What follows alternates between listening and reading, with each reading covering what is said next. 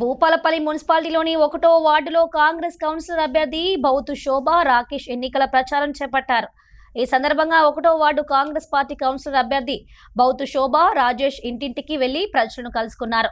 కాంగ్రెస్ ప్రభుత్వం అధికారంలోకి వచ్చిన తర్వాత ప్రజలకు అందిస్తున్న సంక్షేమ పథకాలను ప్రజలకు వివరించారు.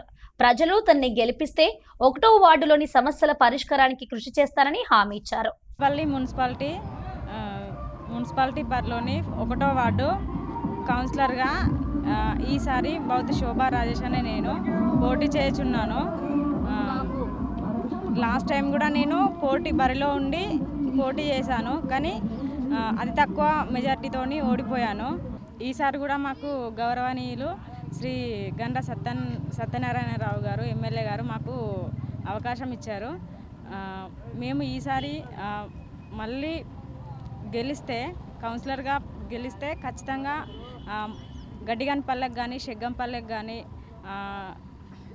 పరిశుద్ధ సమస్యలు కానీ సైడ్ డ్రైనేజ్ సమస్యలు కానీ సీసీ రోడ్స్ కానీ ముఖ్యంగా కోతుల బెడత గడ్డిగన్పల్లి కానీ షెగ్గంపల్లిలో కానీ చాలా ఎక్కువగా ఉంది. డోర్స్ వేసి ఉన్నా కూడా మనుషులు వచ్చినట్టు వస్తున్నాయి.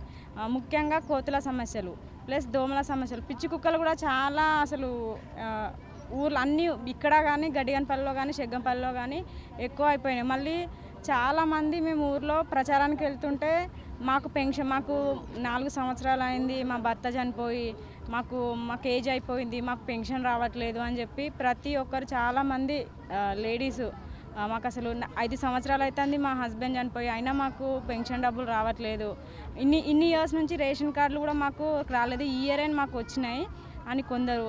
మళ్ళీ ప్లస్ ఇక్కడ ఇందిరమ్మిళ్ళు చాలామందికి వస్తున్నాయి. ఇంకా నెక్స్ట్ ఇందిరమ్మిళ్ళు ఇంకా మేము గెలిస్తే కంపల్సరీ ఆల్రెడీ ఒక 160 వరకు ఇందిరమ్మిళ్ళు వచ్చాయి. ఇంకా 150 వరకు ఇందిరమ్మిళ్ళు తెప్పించి సెగ్గంపల్లికి కానీ గడ్డిగన్పల్లికి కానీ అభివృద్ధి చేస్తామని మాటిస్తున్నాము.